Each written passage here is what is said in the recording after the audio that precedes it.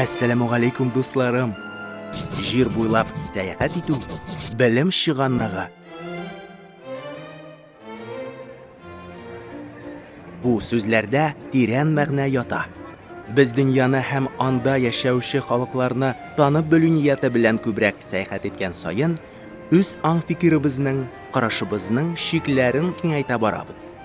Һәм шул рәвешле бер-берсеннән бөтенләй аерылып торган кешеләр арасында да үзара аңлашуны арттыра алабыз. Үткән көздә, шактый көтелмәгән рәвештә минем мавыктыргыч сәяхәткә чыгып китү мөмкинлеге туды.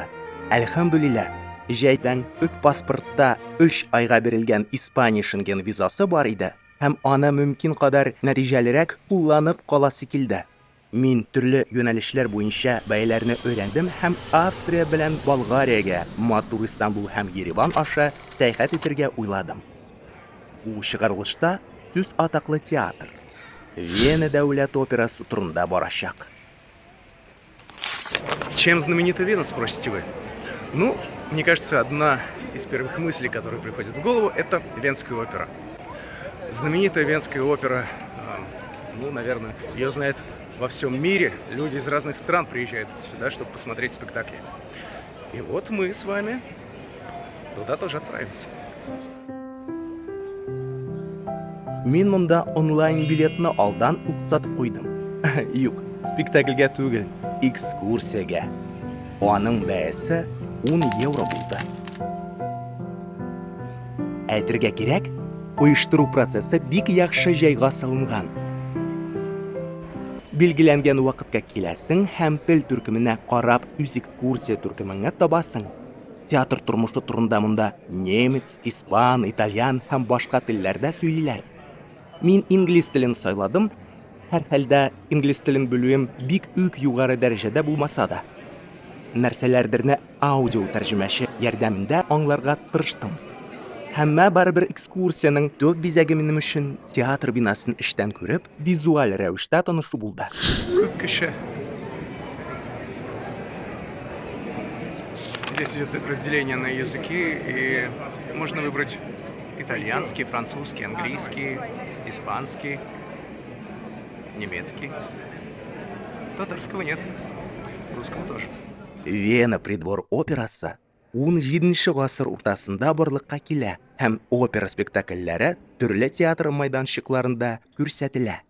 1861 елда архитекторлар Август Зикарт фон Зикартсбург һәм Эдуард ван дер Нюль проекты буенча Вена операсы өчен махсус бина төзүе башлана. 1869 елның 25 майында театр бинасының тантаналы ачылышы уза. Икенче бөтен дөнья сугышы вакытында бина нык зыян күрсә дә, кайбер бүлмәләр тарихи кыйфәтенә якын торышын саклап калган. Мәсәлән, чәй эчә торган бүлмә.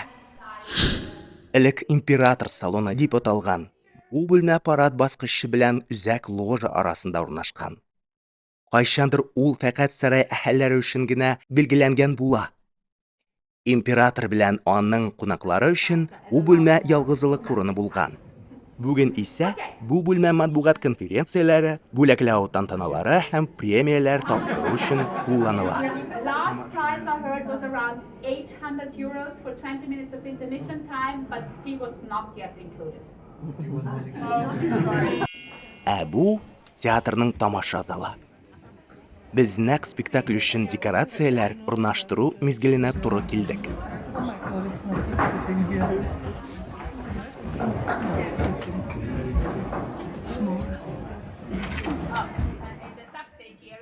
Монда якынча 1709 утыру урыны һәм тагын 567 басып тору урыны бар. Шуңа күрә билет бәяләре дә төрлечә. 1918 елга кадәр театр Габсбурглар нәселе карамагында була һәм Вена придвор опера театры дип атала. Вена дәүләт операсы дигән рәсми исемне ул бары тик 1938 елда гына ала. Экскурсиядан соң, шул ук көннең эчендә мин Венадагы икенче музыкаль театрга, Вена халык операсы театрына юл туттым.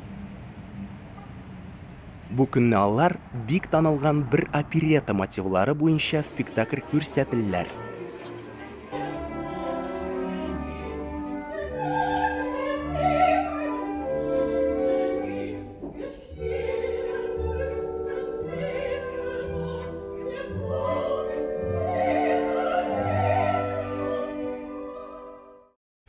Шундый тулы һәм тәэсирле көннән соң миндә кайбер уйланулар туды.